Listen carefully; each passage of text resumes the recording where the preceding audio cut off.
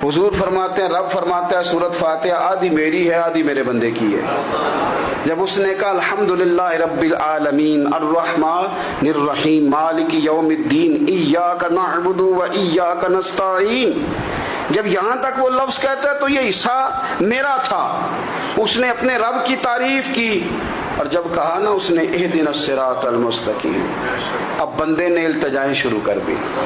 اس نے کہا کہ مالک بھی تو ہے، رحمان بھی تو ہے، رحیم بھی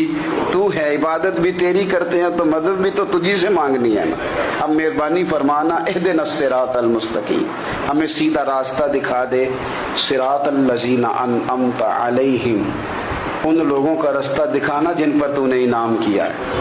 غیر المغضوب علیہم ولا الضالین، ان کے راستے پہ نہ چلانا جن پر تیرا غضب ہوا، جو گمراہ ہو گئے ان کے راستے۔ تو نماز میں جب ترجمے پر آپ کا غور ہوتا ہے